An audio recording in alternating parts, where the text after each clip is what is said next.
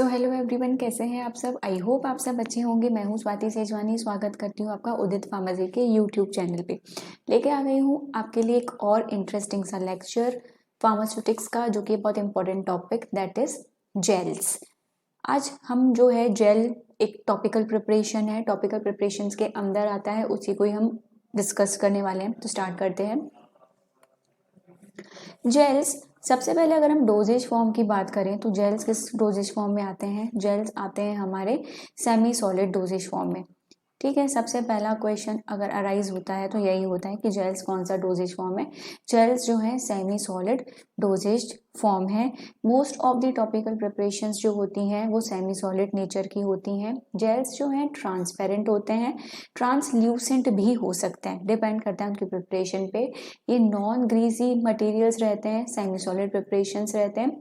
Mainly क्या होता है, gels are consisting of dispersions. ये डिस्पर्जन होते हैं किसका, स्मॉल या फिर लार्ज मॉलिक्यूल्स का एक एक्वस लिक्विड व्हीकल में। इट मीन्स जो आपका व्हीकल रहेगा वो एक्वस रहेगा, इसमें आपके स्मॉल या फिर लार्ज मॉलिक्यूल जो है वो डिस्पर्स रहेंगे। अब ये जो लिक्विड में स्मॉल या लार्ज मॉलिक्यूल्स डिस्पर्स रहेंगे, उसको थिक किससे किया जाएगा, उसको थिक किया जाता है जेलिंग एजेंट को यूज करके। तो जेल्स का मेन कंपोनेंट क्या है, जेल का मेन कंपोनेंट जेलिंग एजेंट्स। अब ये जेल जो है ये सिंगल फेज भी हो सकते हैं, बाई फेज भी हो सकते हैं। ठीक है, दोनों तरह से प्रिपरेशन बन सकती है। जेल्स को यूजुअली जेलिंग एजेंट्स को यूज करके बनाया जाता है, और इसके साथ साथ कुछ एंटीऑक्सीडेंट्स, प्रिजर्वेटिव्स और स्टेबलाइजर्स को भी ऐड किया जाता है ताकि फॉर्मुलेशन और बेटर बन सके। अब जेल फॉर्मुलेशन के एडवांटेजेस क्या हैं, क्यों हम जेल को फॉर्मुलेट करें, तो जेल के कई सारे एडवांटेजेस हैं। पहला कि जेल को बनाना बहुत इजी होता है। जेल फॉर्मुलेशन जो होती है बहुत इजी टू फॉर्मुलेट होती है। अगर हम दूसरे सेमी सॉलिड डोजेज फॉर्म से कंपेयर करें तो जेल्स को बनाना बहुत ईजी होता है। इसके अलावा जेल जो है बहुत दिखने में एलिगेंट होते हैं, नॉन ग्रीसी होता है। जैसे कि हमने ऑइंटमेंट में पढ़ चुके हैं, या आपने ऑइंटमेंट में पढ़ा होगा, ऑइंटमेंट जो है वो ग्रीसी रहते हैं, ठीक है, ऑयली से रहते हैं, स्टेन प्रोड्यूस करते हैं। लेकिन जो जेल्स होते हैं वो दिखने में बहुत एलिगेंट होते हैं, नॉन ग्रीसी होते हैं। इसके अलावा जेल्स को आप कंट्रोल्ड रिलीज फॉर्मुलेशन के लिए भी यूज कर सकते हो। इट मीन्स कोई ऐसा प्रिपरेशन है जिसका आपको रिलीज कंट्रोल्ड रेट में कराना है, तो उसके लिए आप जेल्स को यूज कर सकते हो। जेल्स में अच्छी अधेरेंस प्रॉपर्टी होती है। इट मीन्स जब आप उसको अप्लाई करोगे तो वो इजीली अधेयर हो जाता है आपकी स्किन पे, आपकी बॉडी पे, जहाँ भी साइट ऑफ एप्लीकेशन है, जहाँ भी आप इसको अप्लाई करोगे तो वो अच्छे से अधेयर हो जाता है। जेल्स जो हैं बायोडिग्रेडेबल भी होते हैं, बायोकम्पैटिबल भी होते हैं।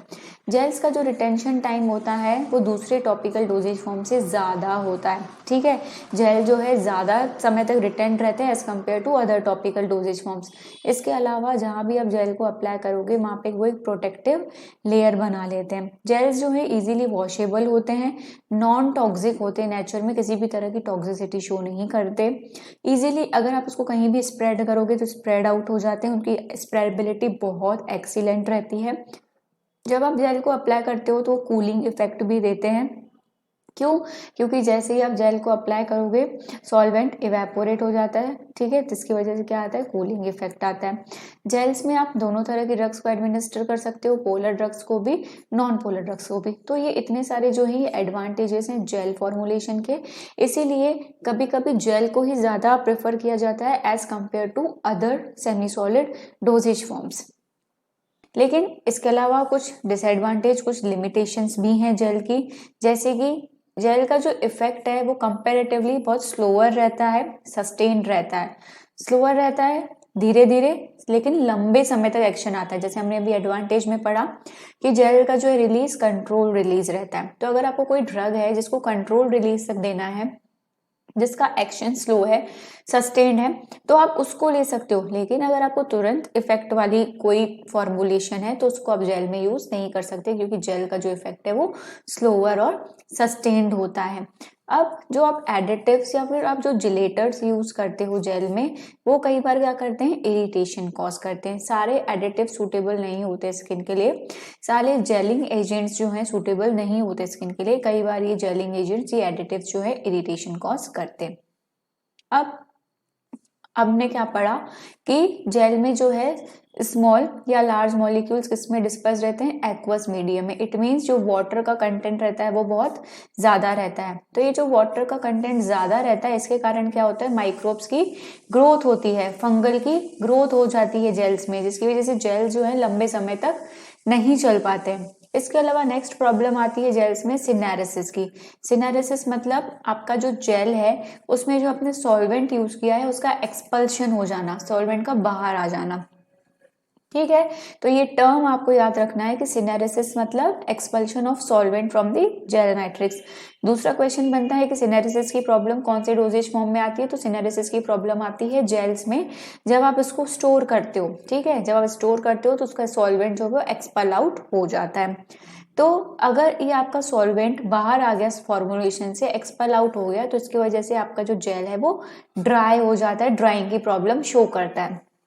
कुछ जेल्स जो हैं अगर आप उसको प्रॉपर टेम्परेचर पे स्टोर ना करो, प्रॉपर ह्यूमिडिटी ना दो, प्रॉपर एनवायरमेंटल कंडीशंस ना दो, तो उसकी रियोलॉजी चेंज हो जाती है। रियोलॉजी मतलब उसकी फ्लो प्रॉपर्टीज चेंज हो जाएंगी, उसकी विस्कोसिटी चेंज हो जाएगी, उसकी पोरेबिलिटी चेंज हो जाएगी। ठीक है, तो अगर आप जेल्स को प्रॉपर टेम्परेचर पे, प्रॉपर ह्यूमिडिटी में, प्रॉपर इन्वायरमेंटल कंडीशंस में स्टोर नहीं करते हो तो उसकी रियोलॉजी जो है ऑल्टर हो जाती है, चेंज हो जाती है।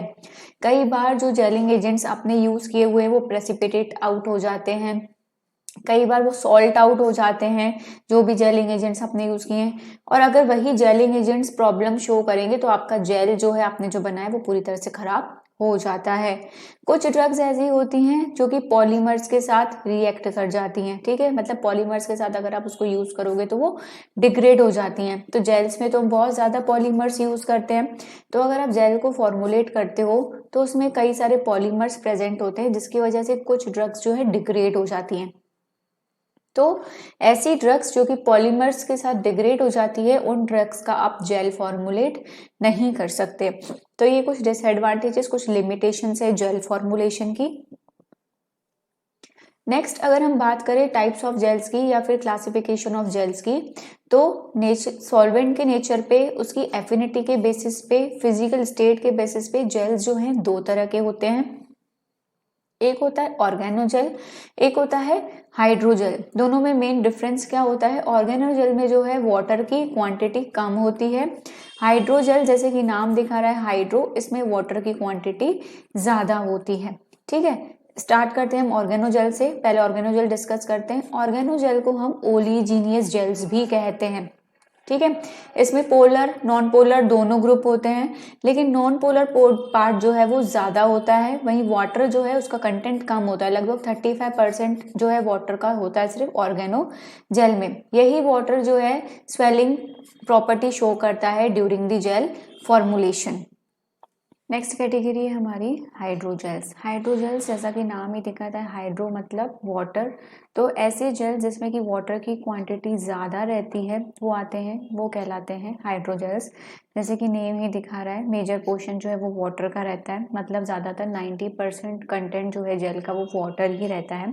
हाइड्रोजेल जो है बहुत ही पोरस होते हैं नेचर में, इसकी वजह से क्या होता है, जो भी हम इसमें ड्रग या दूसरे सब्सटेंसेस ऐड करते हैं तो वो जेल उसको अच्छे से होल्ड करके रखता है। ये हाइड्रोजेल्स की प्रॉपर्टी होती है कि वो नेचर में पोरस होते हैं, तो जो भी ड्रग और दूसरे सब्सटेंसेस हम उसमें ऐड करते हैं वो अच्छे से होल्ड करके रखता है।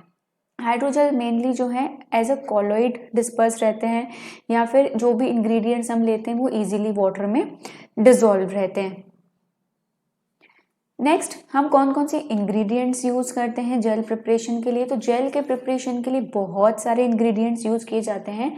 एंटी माइक्रोबियल प्रिजर्वेटिव्स यूज किए जाते हैं ताकि आपके जेल की शेल्फ लाइफ बढ़ सके, स्टोरेज अच्छे से हो सके।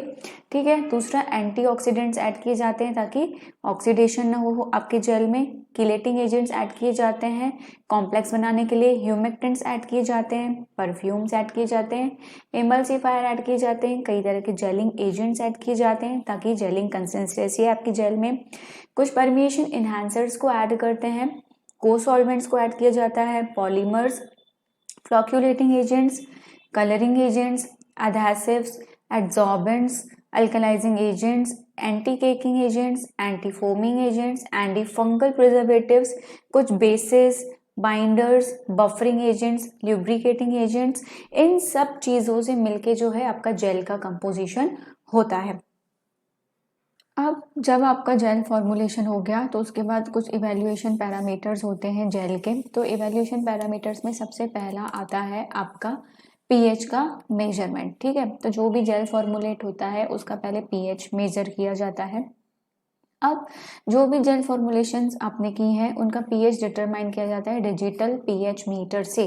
अगर आप लोगों ने प्रैक्टिकल्स परफॉर्म किए होंगे तो आपने पीएच मीटर देखा होगा, डिजिटल मशीन रहती है, डिजिटली आपको न्यूमेरिक वैल्यू में पीएच दिखाता है। तो जितने भी जेल फॉर्मुलेशंस होते हैं उनका पहले पीएच डिटरमाइन किया जाता है डिजिटल पीएच मीटर को यूज करके। कैसे? जो भी जेल है उसका 1 ग्राम लिया जाता है, उसको 100 ml डिस्टिल वाटर में डिसॉल्व किया जाता है, फिर उसको 2 घंटे के लिए स्टोर कर दिया जाता है। उसके बाद उसका पीएच जो है मेजर किया जाता है 3 बार। ठीक है, 3 बार आप जो है प्रिपरेशन का पीएच मेजर करोगे और उनका एवरेज वैल्यू जो है वो कैलकुलेट कर लोगे। पीएच के बाद आप नेक्स्ट मेजर करते हो आपके जेल फॉर्मुलेशन का ड्रग कंटेंट। ड्रग कंटेंट कैसे करते हो? आप 1 ग्राम लोगे जेल का, उसको 100 ml सॉल्वेंट के साथ मिक्स करोगे। ठीक है, अब एलिक्वट्स मतलब सैंपल्स। अब आप अलग अलग कंसेंट्रेशन का सैंपल लोगे, मतलब सैंपल प्रिपेयर करोगे। कैसे?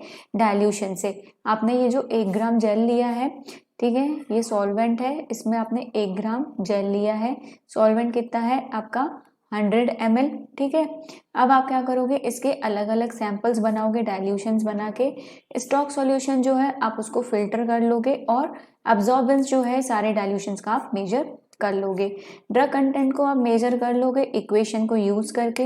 इक्वेशन आपको कहाँ से मिलेगी? वो मिलेगी आपको लीनियर रिग्रेशन एनालिसिस से। जब आप कैलिब्रेशन कर्व बनाते हो तो जो लीनियर रिग्रेशन एनालिसिस से आपको इक्वेशन मिलती है, उस इक्वेशन से आप अपना ड्रग कंटेंट कैलकुलेट कर लोगे। थर्ड, आप निकालोगे अपनी जेल की विस्कोसिटी। तो विस्कोसिटी को हम मेजर करते हैं ब्रूकफील्ड विस्कोमीटर से। जो विस्कोमीटर है उसको हम रोटेट करेंगे 0.3, 0.6 और 1.5 रोटेशंस पर मिनट पे। इन तीनों स्पीड पे जो है हम ब्रूकफील्ड विस्कोमीटर को रोटेट करके जेल की विस्कोसिटी निकालेंगे। हर एक स्पीड पे जो भी रीडिंग होगी हमारे डायल की उसको नोट कर लेंगे। ब्रूकफील्ड विस्कोमीटर एक मशीन रहती है, उसमें अलग अलग स्पिंडल्स रहते हैं, अलग अलग रोटेशंस पे वो घूमता है। ठीक है, तो जेल की जो विस्कोसिटी हम 0.3, 0.6 और 1.5 रोटेशन पे निकालते हैं। हर एक स्पीड पे जो भी डायल आपकी रीडिंग दिखा रहा होगा उसको नोट कर लिया जाता है। उसके बाद हम मेजर करते हैं उसकी स्प्रेडेबिलिटी। स्प्रेडेबिलिटी मतलब it is expressed in terms of time in seconds taken by 2 slides to slip off from gel and placed in between the slides under the direction of certain load। आप पहले इसको सिंपल तरीके से समझो कि 2 स्लाइड्स हैं, कांच की स्लाइड आपने देखी है जिसपे टीएलसी वगैरह हम करते हैं। 2 स्लाइड्स के बीच में जब हम जेल को रखेंगे तो जेल को स्लिप ऑफ होने में कितना टाइम लग रहा है, उस टाइम को हम सेकंड्स में नोट करते हैं, उसको हम कहते हैं स्प्रेडेबिलिटी। अब वो जो 2 स्लाइड्स के बीच में जेल है वो स्लिप कैसे होगा? वो स्लिप होगा जब हम उसके ऊपर लोड अप्लाई करेंगे। ठीक है, तो जितना कम टाइम लगेगा उन 2 स्लाइड्स को सेपरेट करने में उतनी अच्छी उसकी स्प्रेडेबिलिटी होगी। अगर स्लाइड तुरंत अलग हो गई जेल वाली चिपकने के बाद तो मतलब आपकी जेल की स्प्रेडेबिलिटी अच्छी नहीं है। लेकिन अगर स्लाइड जो है टाइम लगा रही है अलग होने में तो इसका मतलब आपकी जेल की स्प्रेडेबिलिटी अच्छी है। इसके बाद नेक्स्ट पैरामीटर आता है एक्सट्रूडेबिलिटी स्टडी। इसमें क्या होता है, जो भी आपकी फॉर्मुलेशन है जेल की उसको आप कोलैप्सिबल ट्यूब में फिल कर लेते हो। कोलैप्सिबल ट्यूब मतलब जैसे आपकी टूथपेस्ट वगैरह की ट्यूब आती है उसमें क्या करते हो, आप अपनी जेल को फिल कर लेते हो। ठीक है, उसके बाद आप उसकी एक्सट्रूडेबिलिटी निकालते हो इन टर्म्स ऑफ वेट। अब वेट को आप किस में लेते हो? वेट को लेते हो ग्राम्स में।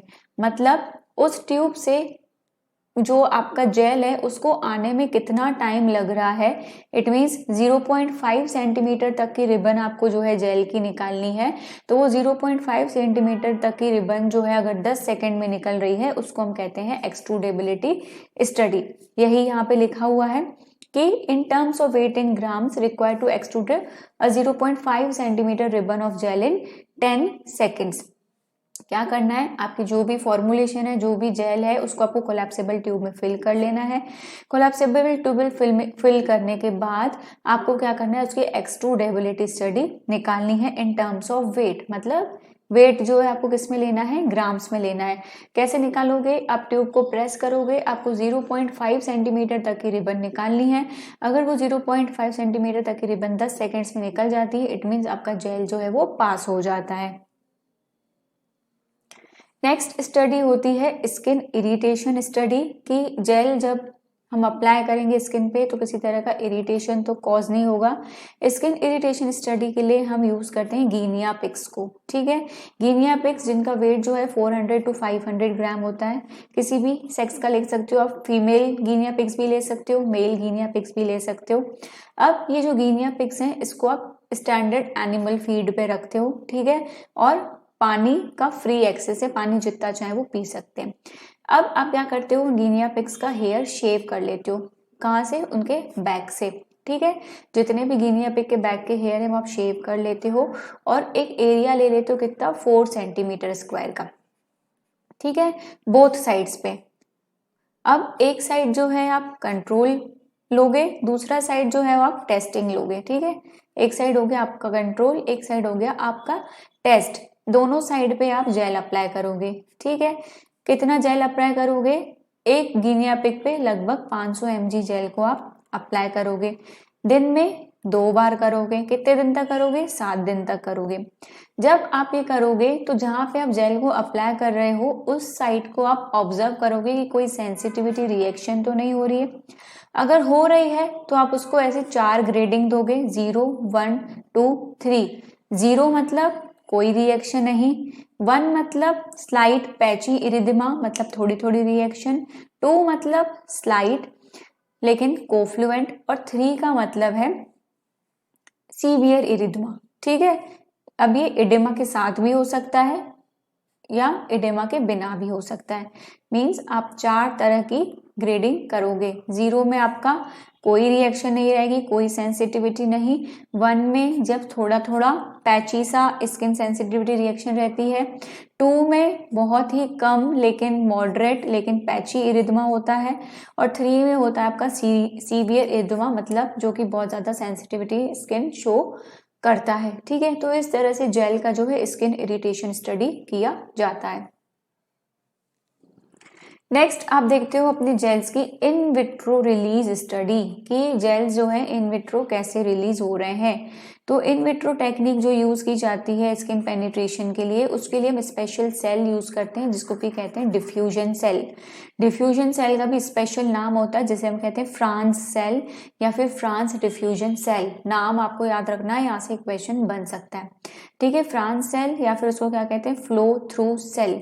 इसमें इस सेल में हम क्या करते हैं, जो भी एनिमल हम ले रहे हैं या ह्यूमन स्किन हम ले रहे हैं उसको हम बांध देते हैं होल्डर से। ठीक है, जब हम इस तरह का समझ लो, एक ये डिफ्यूजन सेल है इस तरह का। ठीक है, यहाँ पे हम क्या करते हैं, जो भी हमारा स्किन का सैंपल है यहाँ पे बांध लेते हैं और जो भी हमारा कंपाउंड है उसको वहां से पास करते हैं। इस स्किन से हम अपने कंपाउंड को पास करते हैं। ठीक है, इसके लिए क्या करते हैं, हम रैट्स लेते हैं जनरली। कौन से रैट्स, हेयरलेस, जिनका हेयर हम रिमूव कर चुके हैं। इन हेयरलेस रैट्स को हम सेक्रीफाइस करते हैं। सेक्रीफाइस करने के लिए कौन सी टेक्निक यूज करते हैं, हैलोथेन अनेस्थेशिया का हम ओवरडोज करते हैं इनमें। ठीक है, इनकी जो डॉर्सल सरफेस की स्किन होती है उसको हम निकाल लेते हैं। ठीक है, पहले रैट लिया, हेयरलेस रैट लिया, उसको सेक्रीफाइस कर लिया ओवरडोज देके हैलोथेन का। ठीक है, फिर उस रैट की जो डॉर्सल सरफेस की स्किन थी उसको निकाल लिया, फिर उसका जो फैट था वो रिमूव कर लिया, जो सबक्यूटेनियस टिश्यूज थे वो रिमूव कर लिए। फिर ये जो स्किन है पूरी फैट और सबक्यूटेनियस टिश्यूज से फ्री, उस स्किन को हमने फ्रांस डिफ्यूजन सेल पे बांध दिया। जब हम उसको बांधेंगे तो जो एपिडर्मिस है वो डोनर कंपार्टमेंट की तरफ आएगी। अब हम क्या करेंगे, जेल को ट्रांसफर करेंगे। जेल को जब ट्रांसफर करेंगे उस स्किन से तो हम देखेंगे वो स्किन जो है कितना परमिएट हो रहा है, जेल जो है कितना परमिएट हो रहा है उस स्किन में। ये जो स्किन परमिशन स्टडीज है ये रिलीज स्टडी के प्रोसीजर से ही हम कैरी आउट करेंगे कि ड्रग जो है कितनी रिलीज हो रही है। नेक्स्ट पैरामीटर हम टेस्ट करते हैं स्टेबिलिटी, कि हमारा जेल जो है कितना स्टेबल रहेगा। तो जितनी भी जेल फॉर्मुलेशंस हैं उनकी हम स्टेबिलिटी टेस्टिंग करते हैं फ्रीज थॉ साइक्लिंग मेथड से। फ्रीज थॉ साइक्लिंग मेथड में हम क्या करते हैं, जो हमारा प्रोडक्ट है, जेल है, उसको हम 4 डिग्री टेम्परेचर पे रखते हैं 1 महीने के लिए, 25 डिग्री टेम्परेचर पे रखते हैं 1 महीने के लिए, फिर 40 डिग्री टेम्परेचर पे रखते हैं 1 महीने के लिए। मीन्स 3 अलग अलग टेम्परेचर्स पे रखते हैं 1 महीने के लिए। पहला आप बिल्कुल ठंडे टेम्परेचर में रखो 4 डिग्री पे, दूसरा आप नियर बाय रूम टेम्परेचर पे 25 डिग्री पे, और तीसरा आप सैंपल आप रखोगे 40 डिग्री सेल्सियस पे। इसके बाद आप इन जेल्स को रूम टेम्परेचर पे रखोगे। जब आप इन जेल्स को रूम टेम्परेचर पे रखोगे तो आप देखोगे कि उसमें से लिक्विड बाहर तो नहीं आ रहा, मीन्स आपका जेल जैसा है वैसे का है कि नहीं, उसमें से लिक्विड सेपरेट आउट तो नहीं हो रहा, आपका जेल खराब तो नहीं हो रहा। कब? 1 महीने के बाद आप देखोगे ये स्टेबिलिटी स्टडी में। अगर तैयारी कर रहे हैं आप डी फार्म फर्स्ट ईयर की या डी फार्म सेकेंड ईयर की, तो इसी तैयारी को आप और बेहतर बना सकते हैं हमारे यानी उदित फार्मेसी के ऑनलाइन लर्निंग प्लेटफॉर्म के साथ। उदित फार्मेसी तैयारी कराते हैं आपको डी फार्म फर्स्ट ईयर की, डी फार्म सेकेंड ईयर की, with hard study material and all online classes. Online में आपको रिकॉर्डेड क्लासेस मिलेंगी, लाइव क्लासेस मिलेंगी, ई बुक आपको अवेलेबल होगी जिसमें कि पीडीएफ के फॉर्म में नोट्स मिलेंगे, चैप्टर वाइज एक्सरसाइज अवेलेबल रहेगी, चैप्टर वाइज टेस्ट रहेंगे, लाइव चैट अवेलेबल रहेगी। जो भी क्लासेस रहेंगी वो बायलिंगुअल रहेंगी, हिंदी इंग्लिश दोनों में अवेलेबल है। आपको कोई भी दिक्कत नहीं आएगी समझने में। अगर आप तैयारी करते हैं एग्जिट एग्जाम की तो उससे रिलेटेड गाइडेंस भी हम आपको प्रोवाइड करवाते हैं। अगर आपको सिर्फ हार्ड कॉपी स्टडी मटेरियल चाहिए तो वो भी अवेलेबल है, जिसमें कि आपको सारे सब्जेक्ट का थ्योरी, सॉल्व अनसॉल्व दोनों मॉडल पेपर है, जिनका प्राइस है 999, और जो इनकी डिलीवरी है वो बिल्कुल ही फ्री है। क्या करना है आपको जाना है अपने प्ले स्टोर में, सिंपल प्ले स्टोर में जाके आपको टाइप करना है उदित फार्मेसी। जैसे ही आप टाइप करेंगे ये ऐप आपके सामने आ जाएगी, आपको ऐप को इंस्टॉल कर लेना है, ओपन कर लेना है। ओपन करने के बाद यहाँ पे आपको अपना नाम लिख लेना है, जैसे मैं लिख रही हूँ स्वाति सेजवानी। वहाँ पे आपको टाइप करना पड़ेगा अपना नाम। टाइप करने के बाद आपको जाना है लेट्स गेट स्टार्टेड में। लेट्स गेट स्टार्टेड में जाएंगे तो आपको कुछ इस तरह का आइकन या ऐप का पोर्टल दिखेगा। आपका जो भी मनपसंद कोर्स हो आप वहाँ से खरीद सकते हैं, सब्सक्रिप्शन ले सकते हैं, हमारे साथ तैयारी कर सकते हैं। कोर्स खरीदने में आपको कोई भी दिक्कत आ रही हो आप दिए गए नंबर पे संपर्क कर सकते हैं। सुबह 8 से शाम के 6 बजे तक आपकी पूरी सहायता की जाएगी।